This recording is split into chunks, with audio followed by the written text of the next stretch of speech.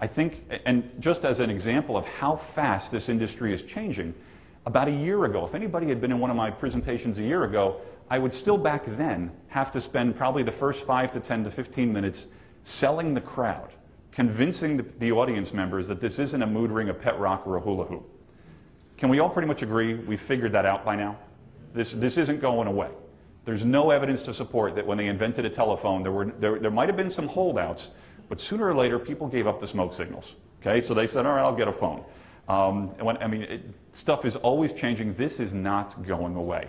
So is there anybody in the room maybe that would be a little intimidated by this stuff? I would hope so. I'm intimidated by it, and I do this for a living. So if I'm intimidated, I'm guessing you are too, because it can be a little bit overwhelming. But what I'm going to do is put some of it into bite-sized pieces so you go, okay, it's not as scary or overwhelming as maybe I thought it was. So social media is moving very, very, very quickly. New tools are constantly being created, and literally on a daily basis. I see all kinds of new social media platforms coming up. I see new kinds of tools that are kind of like add-ons, like when you watch the Apple ads when they say there's an app for that. There's apps for Twitter. I think Twitter now has something like close to 100,000 apps that you can add onto your Twitter account to break down all kinds of different things, and I'll show you some examples of them in a few moments. So try not to focus on the tools, though. Quite often what I tell my audiences is, don't fall in love with the technology. Fall in love with the results. And what I mean by that is all this stuff's going to change. I'm 45 years old. When I graduated high school in 1982, 8-track player was state of the art. It was never going to get better than an 8-track player. And then, then they invented cassettes. And then they invented cassettes that you didn't have to take out of your dashboard and flip over. It actually did it. And then they invented iPods. And I always say, I think that pretty soon you're going to be born and they're going to put a chip in your head, and then you can just listen to music all the time. And ironically, has anybody heard about this Bluetooth? We all know what Bluetooth is, right?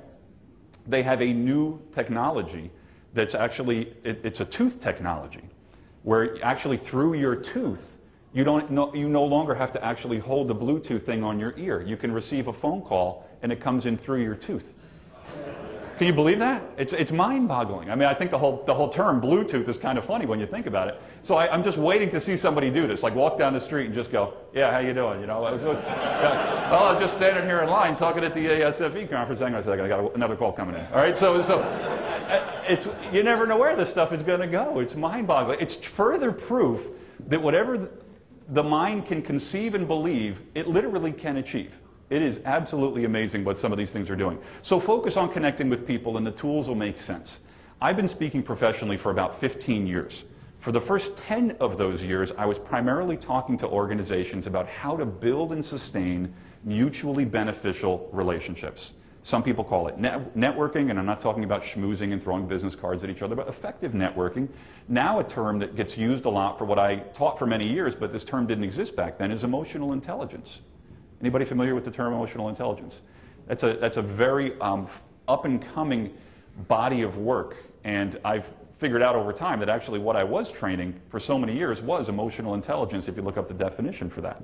The reason I'm mentioning that is because for the first 10 years of my speaking, when I was talking about networking and building relationships and all that, I never knew how well that was going to serve me and my clients when they invented things like LinkedIn, Facebook, and Twitter.